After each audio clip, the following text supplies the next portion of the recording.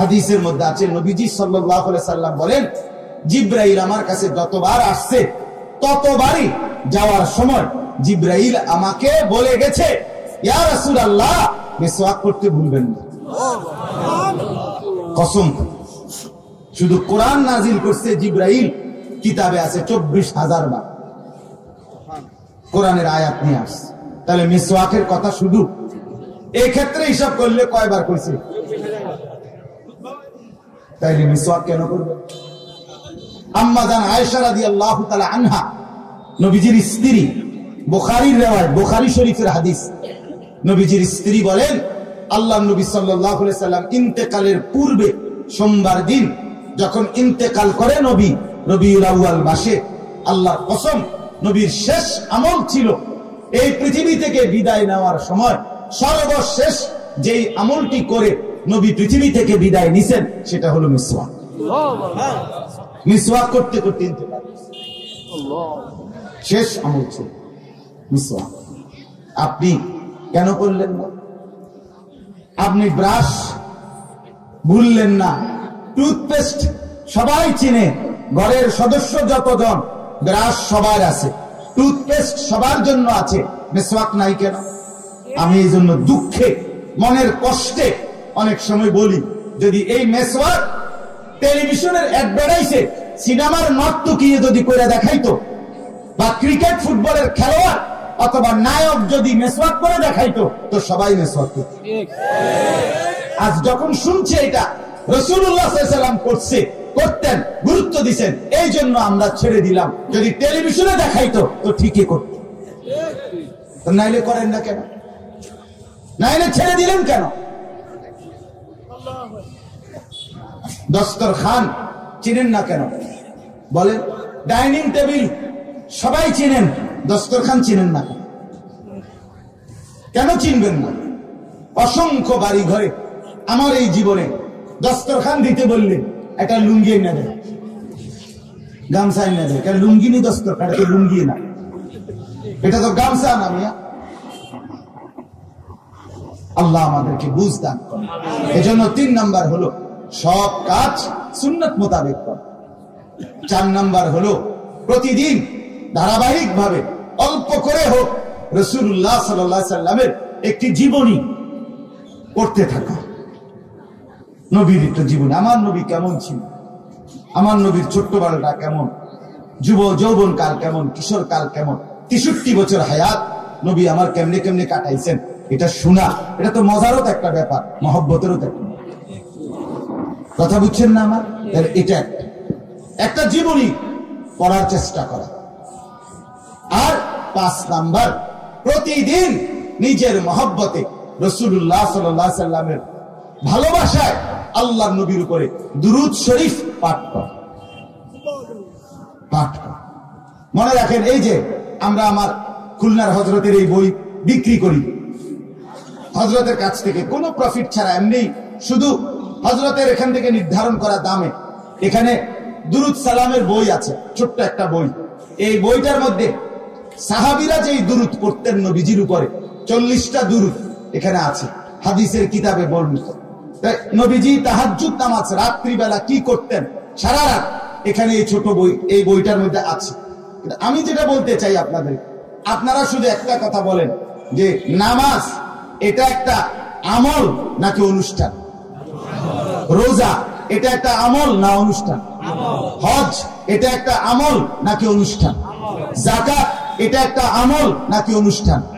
জিকির এটা একটা আমল নাকি অনুষ্ঠান? বা কথা সবাই বলেন, কোরআন তেলাওয়াত এটা একটা আমল নাকি অনুষ্ঠান?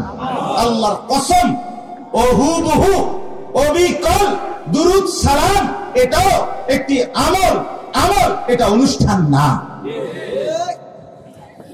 এটা কোনো অনুষ্ঠান, এটা একটি আমল, এটা আল্লাহর হুকুম, সাল্লু আলাইহি ওয়া সাল্লিমু তাসলিমা, এটা আল্লাহর আদেশ, মুমিনকে আল্লাহ আদেশ করছে, এটা অনুষ্ঠান না। দুরূদ সালাম কোনো অনুষ্ঠান না, এটা ইবাদত, এটা আমল, এটা আমল। অতএব রাসূলুল্লাহ সাল্লাল্লাহু আলাইহি ওয়াসাল্লামের ভালোবাসায় নিজের মা, কেউ পড়ুক না পড়ুক, কে 3 বার পরে, কে 30 বার পরে, আমার দেখা, আমি আমার ভালোবাসায় নিয়মিত পড়তে থাকা, এটাকে বলে ভালোবাসা। রাসূলুল্লাহ সাল্লাল্লাহু আলাইহি ওয়াসাল্লাম বলেন, কিয়ামতের দিন আমার সবচেয়ে কাছে, যে উনি আমার সবচেয়ে কাছে, এখন আমার সবচেয়ে কাছে নবী বলেন দাঁড়াবে সে আমার উপরে দুরূদ বেশি করতো। যে এটা শুনছেন না কথা? এটা আচ্ছা কোন, এটা শুনছেন নি কোন? আচ্ছা তাহলে এই কথার দ্বারা কি বোঝা যায়? এই কথার দ্বারা বোঝা যায় দুরূদ পাঠকারী কম বেশ হবে। ওমা নাইলে যে বেশি পড়তো সে কাছে থাকবে, তাহলে বোঝা গেল তো কি হবে? তাইলে বোঝা গেল এটা কোনো অনুষ্ঠান না যে 10 জন একত্র না হইলে পড়া যায় না, 12 জন একত্র না হইলে পড়া যায় না, বরং যার ভালোবাসা যত বেশি দুরূদ শরীফ পড়বে সে তত বেশি, আর এর ভিত্তিতে হাসরের ময়দানে সে রাসূলের ঘনিষ্ঠ হবে। তাহলে এই 5টা, কয়টা বললাম কোন? 1 নাম্বার সোমবারে রোজা রাখা, 2 নাম্বার সব ক্ষেত্রে নবীজির দোয়া শেখানো, সেগুলো পড়া, 3 নাম্বার সব কাজ সুন্নাত মোতাবেক করার চেষ্টা করা, 4 নাম্বার রাসূলুল্লাহ সাল্লাল্লাহু আলাইহি ওয়াসাল্লামের একটি জীবনী নিয়মিত সবসময় অল্প অল্প করে পড়তে থাকা, 5 নাম্বার রাসূলুল্লাহ সাল্লাল্লাহু আলাইহি ওয়াসাল্লামের উপর প্রতিদিন নিজের ভালোবাসা মহব্বতে দুরূদ সালাম পাঠ করা। আল্লাহ তাআলা আমাদেরকে তৌফিক দান করেন, আল্লাহ তাআলা আমাদেরকে কবুল করেন। চলেন, আমি এটা মূলত বলার একটা উদ্দেশ্য, ওই এটা লেখা দেখে বলছি যে সিরাতুন নবী সাল্লাল্লাহু আলাইহি সাল্লাম সম্মেলন, এজন্য রাসূলুল্লাহ সাল্লাল্লাহু আলাইহি সাল্লামের ভালোবাসার দাবিতে এটা আপনাদের কাছে আমরা বললাম। আলহামদুলিল্লাহ, আমাদের অসংখ্য অগণিত উলামায়ে কেরাম, আমরা নিজেরা চেষ্টা করি সোমবারে রোজা রাখতে।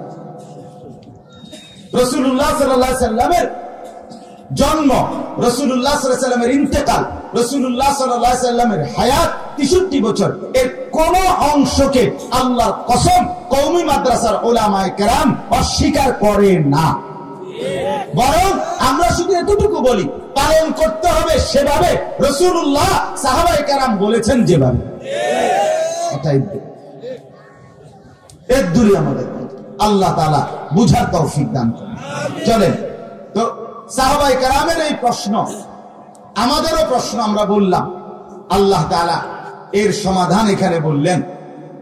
ওয়াদাল্লাহ, আল্লাহ তাআলা বলেন আমি আল্লাহ ওয়াদা দিলাম। ওয়াদাল্লাহ, আল্লাহ ওয়াদা করেছেন, করছেন আল্লাহ তাআলা। কি ওয়াদা? এই ওই কথার আলোকে ওয়াদা। আল্লাহ তাআলা বলেন আমার বান্দারা তোমরা আমাকে 2টা জিনিস বুঝাইয়া দাও, আমি ওয়াদা দিলাম আমি তোমাগরে 3টা জিনিস ফেরত দেব।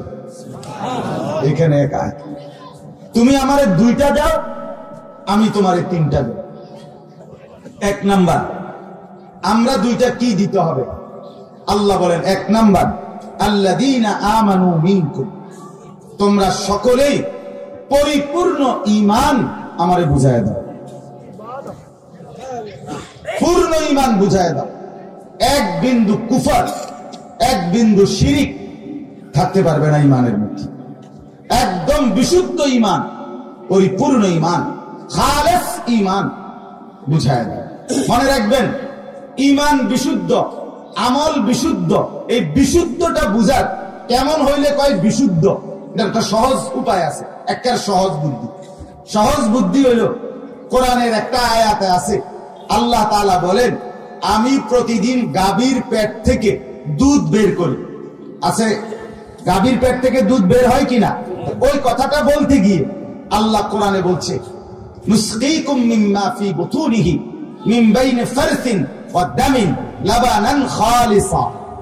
এই শব্দটা বলছে আল্লাহ, বলছে প্রতিদিন আমি আল্লাহ তোমাদেরকে পান করাই গাভীর পেট থেকে লাবানান খালিসা, বিশুদ্ধ দুধ। কি দুধ? কেমন বিশুদ্ধ? আল্লাহ এটা বুঝাই দিছে মিন বাইনি ফারসিন ওয়া দামিন, একদিকে গোবর আরেকদিকে রক্ত, এই দুইয়ের মাঝখান দিয়া সাদা ধবধবে বিশুদ্ধ দুধ বের করি।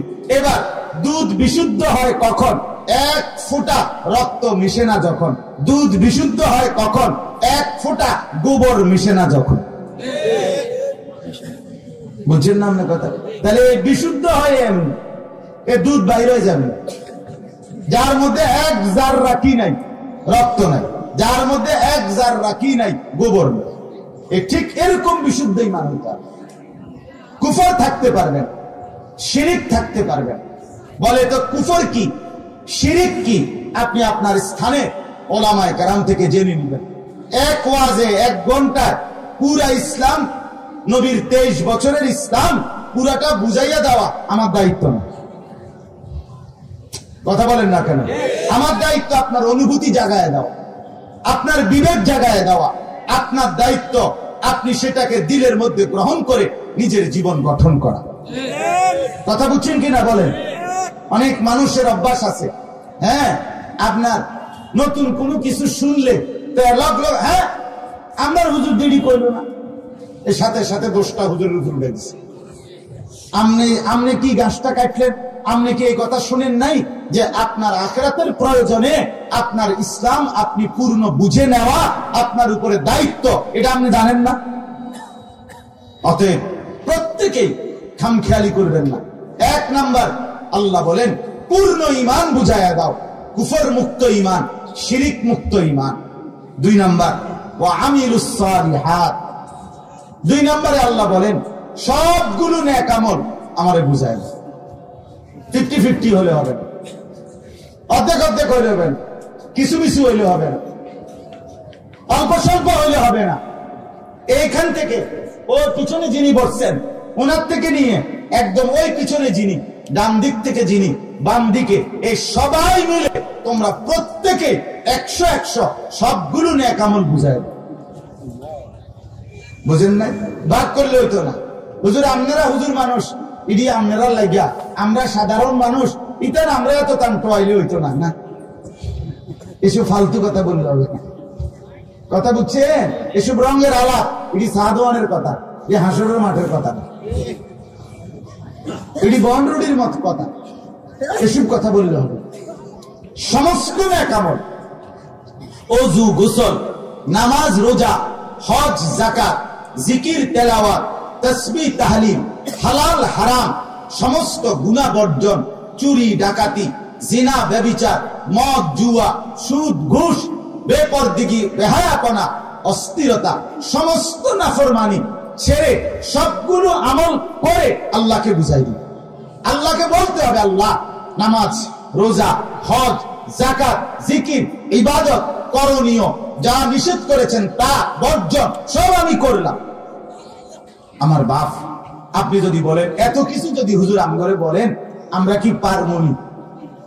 আমাদের পক্ষে সম্ভব নয়। হ্যাঁ সম্ভব, যদি আপনি মানুষ হন। আর যদি আপনি ছাগল হন তাহলে সম্ভব।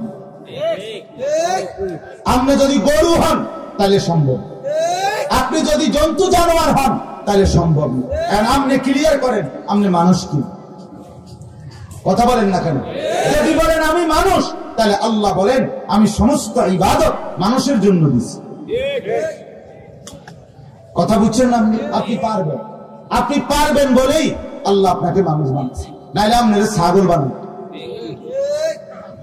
আমাদের জীবন কি আমরা আজকে বুঝে নিছি? বাপ, আফসোসের কথা, আজকে আমরা জিন্দিগি মনে করছি খানা, ঘুম, পেশাব পায়খানা আর যৌন চাহিদা, লজ্জাস্থানের যে চাহিদা সেটা পূরণ করে।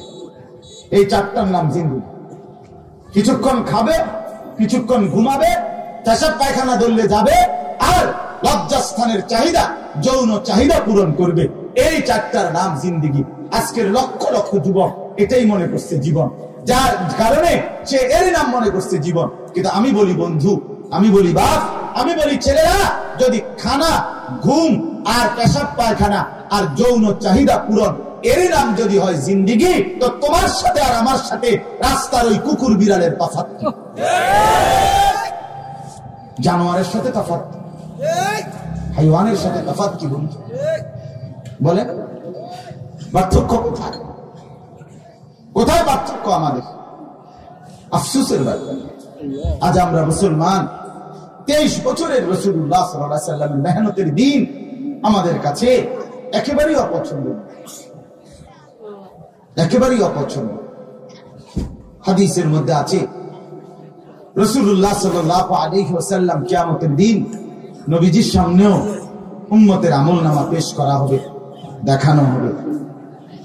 কোরআনেও আছে ফাকাইফা ইদা জিনা মিন কুল্লি উম্মাতিন বিশাহীদ ওয়া জিনা বিকা আলা হাউলা'i শাহীদা। বন্ধু, কিয়ামতের দিন প্রত্যেক নবীকে সামনে রেখে তার উম্মতের আমলনামা আমি আল্লাহ দেখাবো। আপনি বন্ধুকেও দাঁড় করিয়ে আপনার উম্মতের আমলনামা দেখান। আমি নিজে হাদিসে পড়ছি, এই আয়াত সূরা নিসার মধ্যে আছে। হযরত আব্দুল্লাহ ইবনে মাসউদ নবীর সাহাবী একদিন এই আয়াত যখন পড়তেছিলেন, আল্লাহর নবী তখন অঝরে কাঁদতেছিলেন। মুহাদ্দিসিনে কেরাম বলে, নবী কেন কাঁদলেন? ওলামায়ে কেরাম ব্যাখ্যা করছেন, নবীজি ভাবতেছিলেন, হায় আমার উম্মত যদি তার আমলনামা আমার সামনে খোলে আর আমি যদি দেখি আমার উম্মতের আমলনামার মধ্যে নামাজ নাই, রোজা নাই, পর্দা নাই, হালাল হারামের কোনো বাস বিচার নাই, সেজদা নাই, বন্দেগী নাই, আমার উম্মতের জন্য যদি জাহান্নামের ঘোষণা হয়, তো আমি রাসূল কেমনে সহ্য করব? আমি সেটা মেনে নেব কেমনে? আমার উঁচা মাথাটা তখন তো ছোট হয়ে যাবে, হাসরের ময়দানে আমি তো তখন লজ্জিত হব, আমি সেটা দেখব কিভাবে, সইব কেমন? এই জন্য আল্লাহ রাসূল দুনিয়াতে থাকতে হযরত আব্দুল্লাহ ইবনে মাসউদ বলেন, আমি দেখছি নবীর দুই চোখ বেয়ে অঝরে পানি পড়ছে।